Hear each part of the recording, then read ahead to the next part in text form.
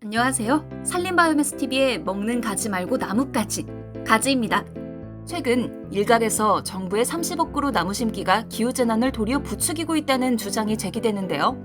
기사는 정부의 무차별적인 벌목을 고발하며 기후재난에 대응하기 위해 이러한 벌목을 멈춰야 한다고 주장했습니다. 하지만 저 가지가 지난 영상에서 대한민국 산림청은 국제정세를 따라 지속가능한 산림관리에 힘쓰고 있음을 말씀드린 바 있는데요.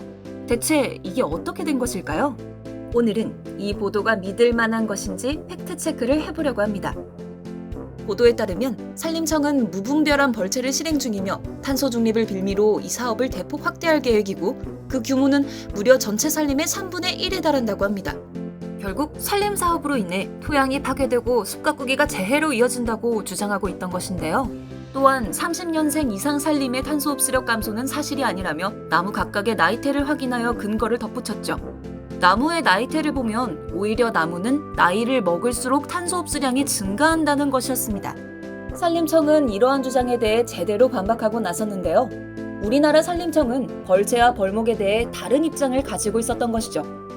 가장 문제시되는 산림청이 대규모 벌목을 주도하고 있다라는 주장. 이 주장 사실이 아니었습니다. 기사에 언급된 대상지는 개인 소유의 목재 생산림으로 해당 시군의 벌채허가에 따라 목재를 수확하는 경제림 단지였죠. 하지만 이 또한 문제라고 할 수는 없는데요. 이전 영상에서도 언급했듯 인류가 나무를 사용하지 않고 살아가는 것은 불가능하기 때문입니다. 우리나라는 전체 산림 630만 헥타르 중 234만 헥타르를 경제림으로 지정하여 경영하고 있으며 현재 연간 약 2.4만 헥타르를 벌채합니다.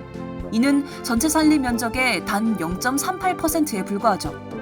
특히 국내 벌채지의 경우 의무적으로 조림 사업을 해야 함이 산림자원법에 명시되어 있어 벌채 후 산림이 전용되는 것은 어려운 일입니다. 나무는 나이를 먹을수록 탄소를 더 많이 흡수한다는 주장 또한 반은 맞고 반은 틀린 내용에 지나지 않았는데요.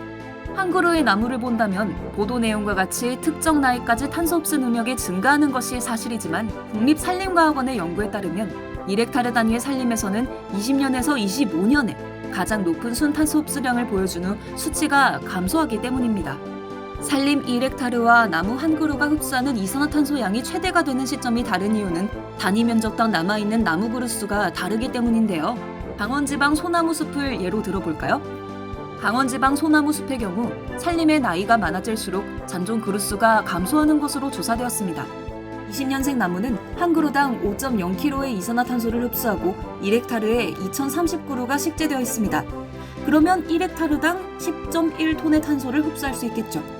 반면 50년생 나무는 한 그루당 9.2kg의 이산화탄소를 흡수하고 1헥타르에 732그루가 있으므로 헥타르당 6.7톤의 탄소를 흡수하는 것이죠.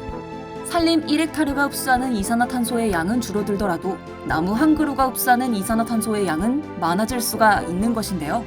허위 사실에 가까운 해당 보도와는 달리 지속가능한 산림자원의 활용은 오히려 국내 임업경제에 도움이 되고 탄소 발자국을 줄이는 기후위기 측면에도 중요하다는 것을 알 수 있었습니다.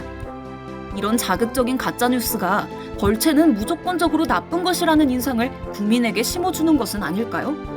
여러분은 어떻게 생각하시나요? 지금까지 산림바이오매스TV의 먹는 가지 말고 나무까지 가지였습니다.